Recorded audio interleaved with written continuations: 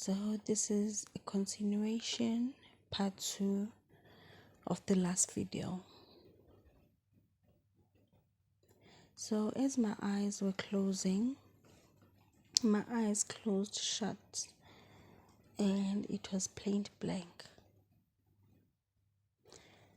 I think at that moment I was no more living in this world, but I could see the blackness. And then I think at about 20 minutes later, I opened my eyes, but I couldn't see. It wasn't plain black. I could see, you know how you have fog. It was as if I had fog in my eyes. As much I could see that I'm in a room, but I couldn't see clearly. If you have ever had one of those dreams, you know what I mean. To my surprise, when I opened my eyes, I was in a room and I was alone. So I sat there trying to figure out, where am I? What am I doing here? What I could remember was I'm no longer living on the other side. So I sat down for about 10 minutes and then I could hear voices, a lot of voices of people having conversation with each other. Mind you, I cannot see. So I try to focus my sights and I realized there are bars. The bars, just like the bars in jail, there are bars. And my mind quickly told me that I must be in jail for some reason. But I didn't pay it in mind. I was like, okay, let me just sit a few more minutes to figure out what's going on.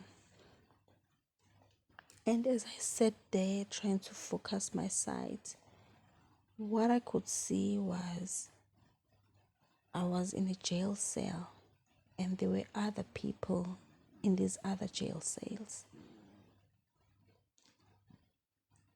So I shouted, I was like, hello? Hello? And no one answered. But I could hear people having conversations, shouting across the cells. Just having normal conversations. And there were a lot of people, a lot. It wasn't like a one-on-one, or it was a lot of people conversing. So I guess I was in a huge jail. So as we sat in these rooms, I tried to make conversations and no one answered me. So I just sat there all alone, lonely. And I couldn't make up what they were talking about. But they were just having normal conversations about what had happened to them, you know. So as I sat there, I think an hour passed. But this hour that's passing, it feels like I'll equate it to maybe 2 years. Let me just say 2 years, because that's how it felt. Because I didn't converse with anyone, I felt like I lived there for 2 years. Because I remember how I felt. I felt drained, lonely, confused. I can't see properly, though I can see just a little bit, but it's foggy. and these people are conversing and I can't hear what they are talking about. I can't see, I don't know where I am, I'm just confused.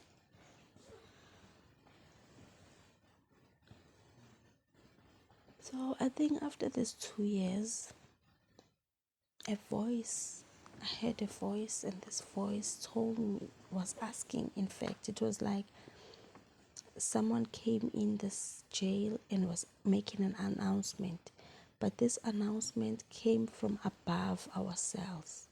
So it wasn't someone walking in the corridors or something. It was as if someone was talking above us, as if we were in a box and someone was talking to this box. That's how it felt. I don't know how to describe it, but this someone, we could hear his voice.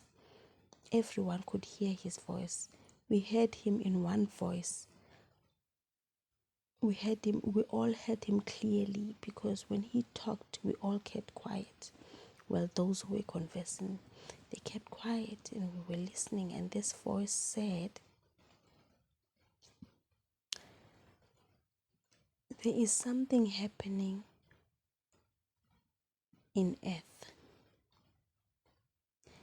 and we need someone who is strong and willing to work, to volunteer themselves.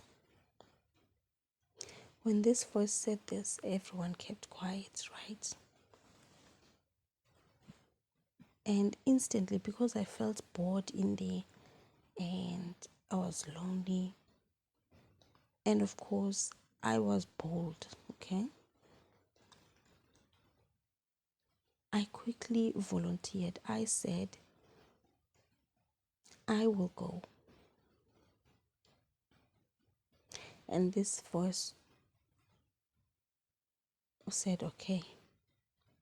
This voice told me specifically that in a few days, in 2 days, you will be sent, so get ready.